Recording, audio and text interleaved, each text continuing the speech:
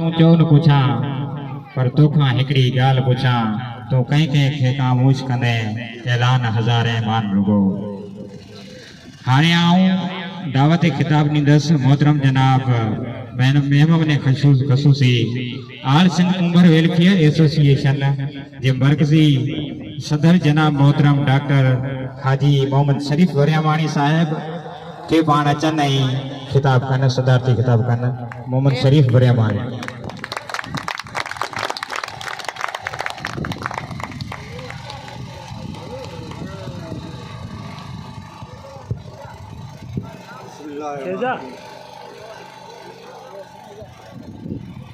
सभी दोस्तों की मेहरबानी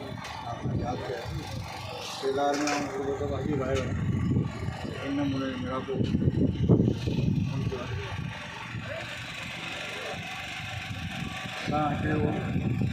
शुरुआत कई हुई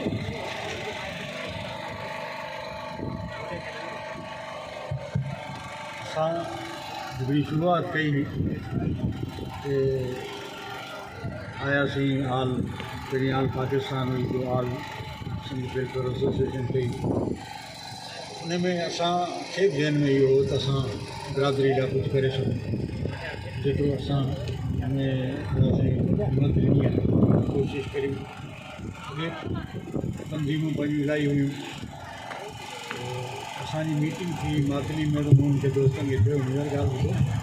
हीअ आख़िरी दफ़ो आहे जो माण्हू तव्हांखे इस्तेमालु कंदा।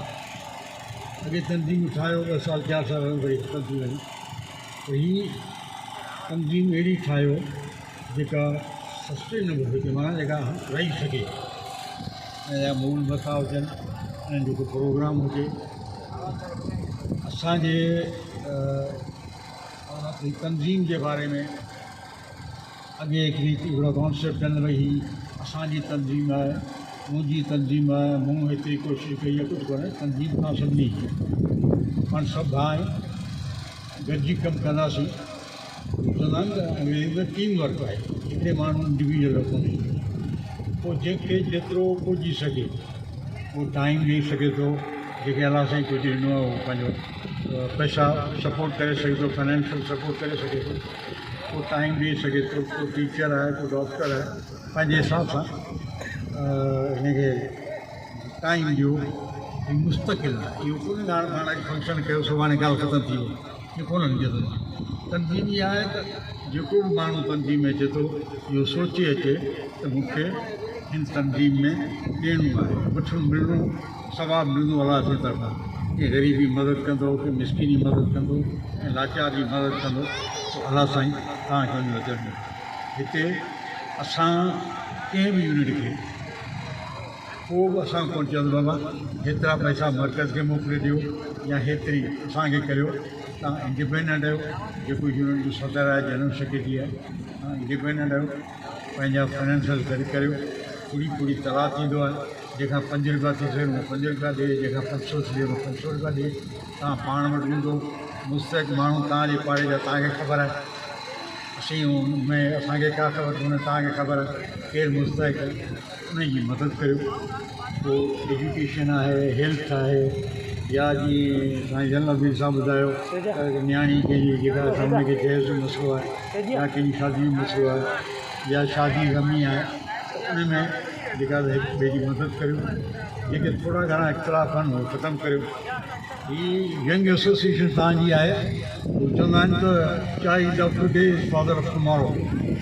ठीकु आहे अॼु ॿार आहियो नौजवान आहियो सुभाणे अभी असांजी जॻह ते ईंदो ऐं अभी तव्हांजो औलाद थींदो अभी वॾा थींदा तव्हांजी शादी थींदी त हिकिड़ो रस्तो असीं तव्हांखे ॾेखारे था वञूं हीउ रस्तो आहे हिन ते हलो पाण में ॿधी करियो ॿिए जा दोस्त थियो ॿिए जा हमदर्द थियो ॿिए जी मदद करियो इहा सॼी ॻाल्हि आहे ऐं दोस्तनि हर पहलू ते ॻाल्हायो आहे वरी बि ॻाल्हायो आहे इहो ईअं न थिए त निशस्तनि बरखास्तनि सुबुह जो छा ॻाल्हि कनि ईअं न करियो सोचो सम्झो हिनखे त असीं वाक़ई बिरादरी जे लिहाज़ सां असां वटि हर ई माण्हू तमामु घणा आहिनि त जेतिरा घणा माण्हू ग़रीब आहिनि थोरा जेके असीं पैसनि वारा आहियूं अफोर्डिंग आहियूं त असां ते ज़िमेदारी उन हिसाब सां थींदी त असांखे घर में आऊं काफ़ी धन वठन में वियो आहे दफ़ा विज़िट कई आहे फिलहाल में दफ़ा कई आहे टाइम ॻाल्हि आहे असांजो मक़सदु आहे